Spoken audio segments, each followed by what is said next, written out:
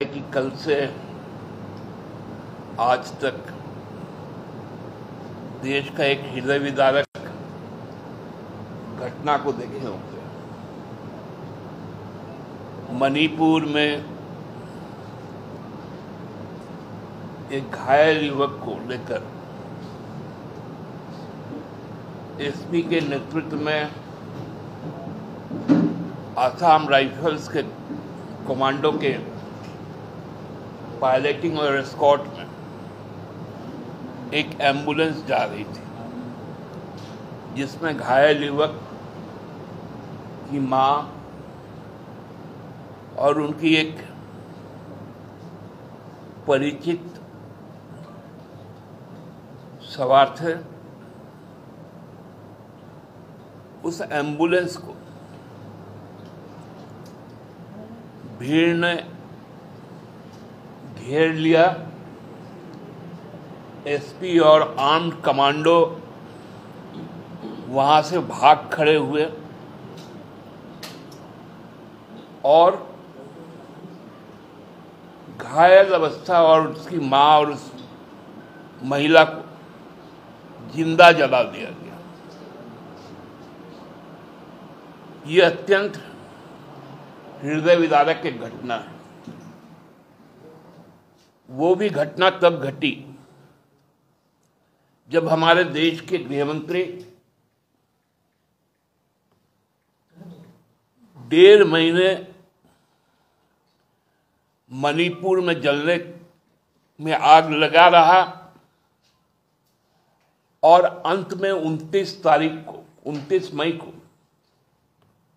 वो मणिपुर गए और 31 तारीख को लौटते वक्त उन्होंने कहा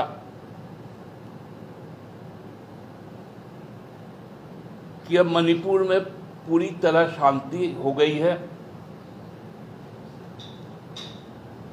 मणिपुर में अब कोई हिंसा नहीं है, लेकिन जो खबरें आ रही कि उनके लौटने के 1 हफ्ते में ही 85 कुकी गांव फूंक दिए गए। हम सबको जानते हैं कि मणिपुर नॉर्थ ईस्ट का एक ऐतिहासिक राज्य है, क्योंकि मणिपुर के ही मोइरांग में नेताजी सुभाष चंद्र बोस ने आजाद भारत का पहला तिरंगा फहराया था।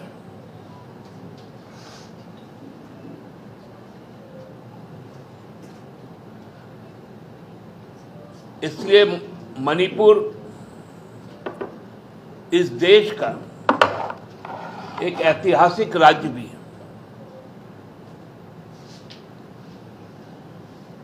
मणिपुर में जो जातीय हिंसा हो रही है और वहां के जो ट्राइबल सोसाइटी है, कुकी जनजाति, उन पर लगातार हमले हो रहे हैं, उनकी हत्याएं की जा रही है, उनके घर जलाए जा रहे हैं, क्योंकि वो वहां के आदिवासी। हम सब जानते हैं मणिपुर भारत के संविधान के 6ठी अनुसूची में आच्छादित प्रदेश, वो संरक्षित है, उसको संसदीय कवच प्राप्त है। फिर भी वहां के भारतीय जनता पार्टी की सरकार ने इस प्रकार से उस राज्य को आग के हवाले किया। जो बहुसंख्यक मैती समाज है, उसके जो मुख्यमंत्री हैं, उनके जो क्रियाकल्प रहे वो साफ दर्शाता है कि भले आप आदिवासी राष्ट्रपति बना लें, लेकिन इस देश से आदिवासियों के पहचान को मिटाने के लिए भारतीय जनता पार्टी किस प्रकार कृत संकल्पित है।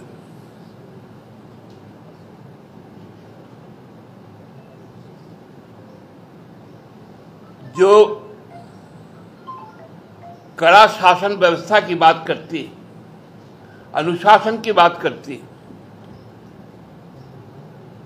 उसके राज्य में कानून व्यवस्था की स्थितियां क्या है, ये किसी से छुपी हुई चीजें नहीं।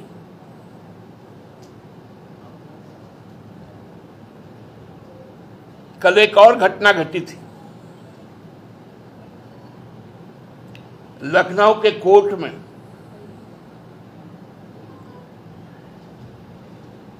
एक सजायाफ्ता अभियुक्त जो दूसरे केस के पेशी के लिए गया, पुलिस अभिरक्षा में उसकी हत्या कर दी गई। कुछ दिन पूर्व प्रयागराज में भी इसी तरह की घटना घटी थी। अनायास हमको याद आ गया कि पिछले रघुवर सरकार के समय भी हजारीबाग और जमशेदपुर में के कोर्ट में इसी तरह की घटना घटी थी। फिर याद आया मध्य प्रदेश के जबलपुर में इसी तरह की जब कोर्ट के अंदर में हत्या की गई। दिल्ली के रोहिणी कोर्ट में हत्या हुई। मतलब भारतीय जनता पार्टी का जहां जहां शासन है वहां वहां हत्या एक संरक्षित काम के तौर पे उभर के सामने आया।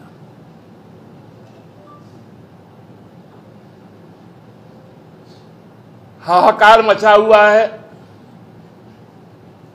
नॉर्थ ईस्ट के जो जनजातीय समुदाय है उनके बीच में, जहां पर जातीय संघर्ष मैती के साथ कुकी का हो रहा है। जानबूझकर गृह मंत्रालय ने वहां का जो आसाम राइफल को सुरक्षा व्यवस्था के लिए तैनात किया गया, उसका जो कमांडर है वो मैती समुदाय से आते हैं। इसलिए हम कह सकते हैं कि गृह मंत्रालय के संरक्षण में ही इस प्रकार की घटनाएं घट रही। आखिर कौन जिम्मेवारी लेगा?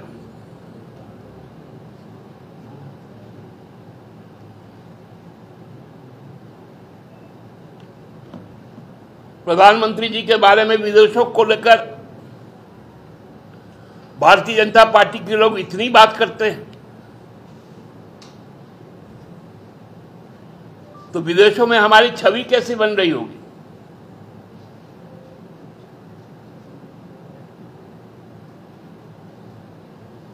कोई कहते हैं कि पैर छू लेता है, कोई कहते हैं बॉस है, कोई बोलता है ऑटोग्राफ लेंगे।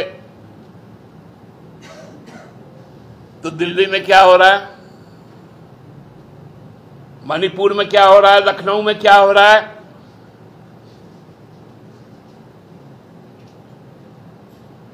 ये स्थिति मैं खासकर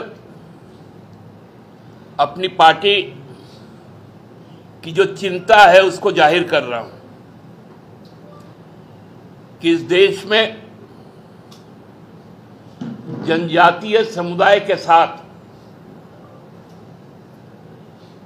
जिनको कई तरह के संवैधानिक कवच भी है, उसके रहते यदि भारत सरकार का संरक्षण नहीं मिलेगा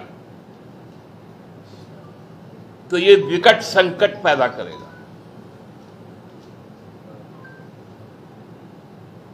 भारत सरकार को हमको लगता है कि पूरे राष्ट्रीय स्तर पर जो आदिवासी, मूलवासी, दलित, अल्पसंख्यक, ये तमाम लोगों को केंद्र में रखकर नीतियां बनानी पड़ेगी और उनको जो बहुसंख्यक लोग हैं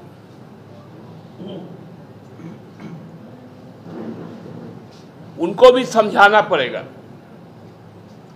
कि यदि ये कमजोर लोग हैं तो इसका ये अर्थ नहीं है कि तुम इस पर और अत्याचार करो। मैं पार्टी के तरफ से मणिपुर के मुख्यमंत्री को अविलंब अपदस्थ करने का मांग करता हूं और तत्काल वहां पर राष्ट्रपति शासन लागू कर कानून व्यवस्था को रिस्टोर करने का मांग करता हूं। धन्यवाद। दादा, गृह मंत्री का भी बयान आया था, उन्होंने कहा कि उनकी अपील के बाद मणिपुर में सब कुछ ठीक है, सब कुछ शांत है। मैंने तो आपको कहा कि 31 तारीख को माननीय गृहमंत्री जी लौटे और एक हफ्ते में 85 गांव फूंक दिए गए कुकी के। तो कितना शांति लौटा है। जिनसे लोगों को चिढ़ है, एन बीरेन सिंह जो वहां के माननीय मुख्यमंत्री, उनको बगल में बैठाकर कुकी जनजाति, आप सहज समझ लीजिए कि वो शांत करके आए हैं या आग में थोड़ा घी डाल के आए। लेकिन जिस घटना का जिक्र कर रहे हैं दादा, उसमें जो महिला थी उन्होंने मतलब वो कुकी थी और उनके जो हस्बैंड थे वो मतई के थे। तो ये तो दो जनजातियों के बीच की लड़ाई है, इसको आप इस चश्मे से क्यों देख रहे हैं? और कुकी के बारे में जो लोग वहाँ के हैं, मतई जो बहुसंख्यक है, वो कह रहे हैं कि ये लोग म्यांमार और बांग्लादेश से जो है माइग्रेट होके वहाँ पे बसे हैं। आप क्या मानते हैं इस पे? आपने तो मेरी बात को पकड़ ही दी। जो जनजातीय समाज है, यही तो भारतीय जनता पार्टी का एक डेंटिंग पेंटिंग होता है कि कोई पाकिस्तानी हो जाता है, कोई बांग्लादेशी हो जाता है, कोई बर्मीज हो जाता है। कुकी वहां का जनजाति है, वो कहां से बांग्लादेशी है? तब तो उस हिसाब से देखिएगा तो भारतवर्ष का जो नक्शा आप देखे होंगे वो तो हिंदकुश तक का था। तो यहां कोई अफगानी भी हो जाएगा तो फिर जनजाति है कैसे वो? ये चीजें घोलमेल करके भाजपा बचना चाहती है, लेकिन वो बच नहीं सकती। दादा, आपकी सरकार की ओर से आजकल कहीं ये जारी किया गया बांग्लादेशियों की पहचान की, क्या आपको लगता है कि झारखंड में बांग्लादेश का घुसपैठ हो रहा है? देखिए, हम लोग शुरू से एक बात को कहते हैं, जो लोग घुसपैठ की बात करते हैं, सबसे पहले उनको सवाल सीमा सुरक्षा बल एसएसबी और बीएसएफ से करना चाहिए, बॉर्डर सिक्योरिटी फोर्स, कि आखिर उनको सीमा में तैनात क्यों किया जाता है। और बांग्लादेश के सीमा में आर्मी नहीं है, एसएसबी और बीएसएफ है। ये सवाल तो उनसे पूछना चाहिए और उसके जिम्मेवार तो केंद्र का गृह मंत्रालय, उनको पूछना चाहिए।